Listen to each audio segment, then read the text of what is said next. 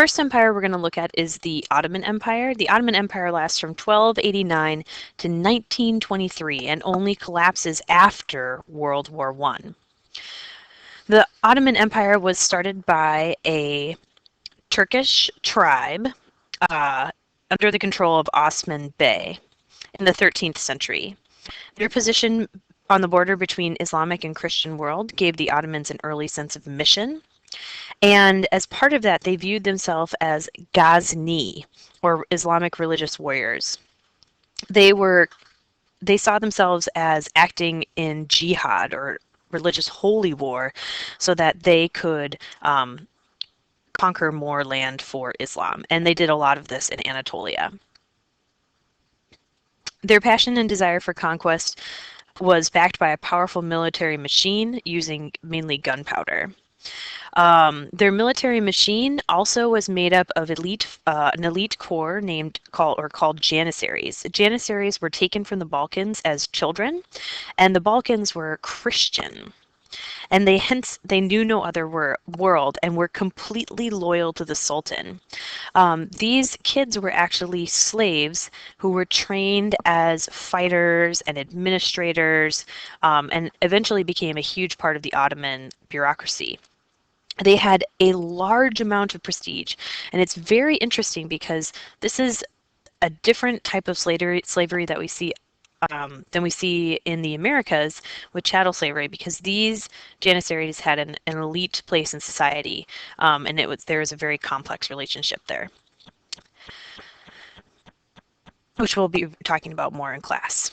In 1453, Mehmed II's conquest of Constantinople and the resulting establishment of Istanbul laid the groundwork for arguably the greatest empire in history after the Romans. Its peak in the 16th century under the reign of Suleiman the Magnificent, also known as Suleiman the Lawgiver.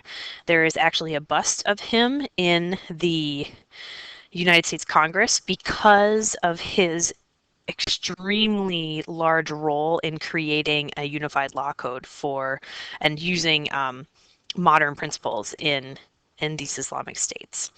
There is an extra credit assignment that you can do associated with Suleiman, which we'll learn about in class. His conquests both on land and on sea left much of Southwest Asia, Northern Africa, and Southeastern Europe under Ottoman control. The Ottomans almost, some argue, conquered part of Western Europe, or most of Eastern Europe. The Ottomans referred to the Sultan, like I said, as Suleiman the Lawgiver, in recognition for his influential law code. Now moving on to the Safavids. The Safavids were further east, and although they never matched the might of the Ottomans or the land, they did possess a very powerful army and a state made very rich by trade, because of course they were along those land routes. Nevertheless, their longest lasting influence would be the Twelver Shi'ism of the dynasty's founder, Shah Ismail. Although the Safavids trace their lineage back to the 13th century Sufi mystic, whose name was Safa al-Din, hence the Safavids, Ismail converted to Twelver Shi'ism. Now, this could have been because this area was dominated by Shia, and as Twelver Shi'ism, which we typically call just Shi'ism, or Shiite, he was basically taking on the role of the 12th Imam, the lost Imam, a descendant of Muhammad. So there was a religious legitimacy to his switch, his decision to embrace Twelver Shi'ism. So his inspirations for this decision, whether truly a case of religious conversion or merely political opportunism, remains a mystery. Whatever Shah Ismail's motives, the conversion to Twelver Shi'ism forged a link between the Qizilbash and gave the Safavids a sense of leadership in the Islamic world. This led to a lot of conflict between the Ottomans, who were Sunni, And there was a lot of posturing between these two places.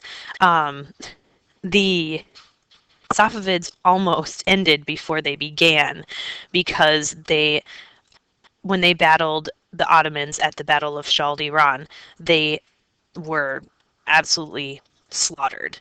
Um, However, the Safavid rulers who followed Shah Ismail did regain control and close the gap in terms of technology with the Ottomans, and they remained a rival power.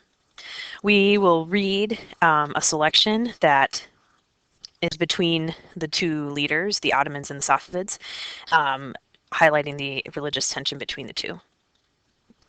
Shah Abbas the Great revitalized the Safavid Empire and brought it to its greatest heights.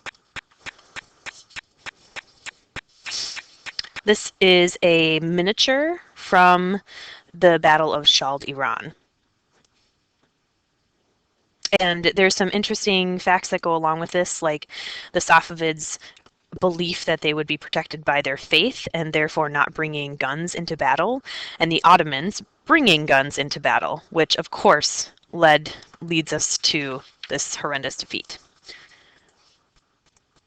The last empire we're going to go over really quickly is the Mughal Empire, and then we're going to spend a little bit more time looking at Imperial Islamic society and the empire in transition.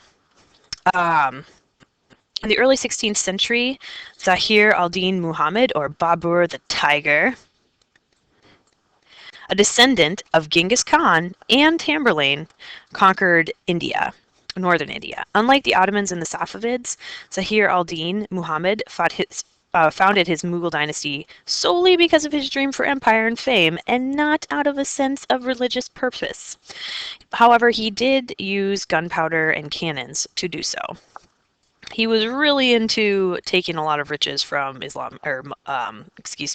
Hindu shrines. Unavoidably, however, the rule of an Islamic Mughal over the Hindu population generated religious tension, and so that leads to some effects, such as the use of zamidars, which is actually a Persian word, and also the syncretic faith of Akbar. Akbar had, which actually means the great, had an enlightened policy of toleration. He created this divine faith that was kind of a combination of Islam and Hinduism and other religious principles that focused on the commonalities between the two. Akbar even went so far as to promote this religion, Sikhism, and Sikhs became very important in Indian society as warriors and protectors of the crown, and also known for their tolerance, which is kind of an interesting combination. Ironically, this effort was accepted more readily by Hindus than the strongly monotheistic Mughals, who were Muslim. The 17th century reign of Aurangzeb marked not only the high point of the Mughal Empire geographically, but also the beginning of its decline. Aurangzeb is the son of the guy who made the Taj Mahal, Shah Jahan. He was incredibly hostile to Hinduism. He killed many Hindus. Akbar had actually taken away the jizya on Hindus, or the tax on non-Muslim, and Aurangzeb restarted it, as well as demolishing temples.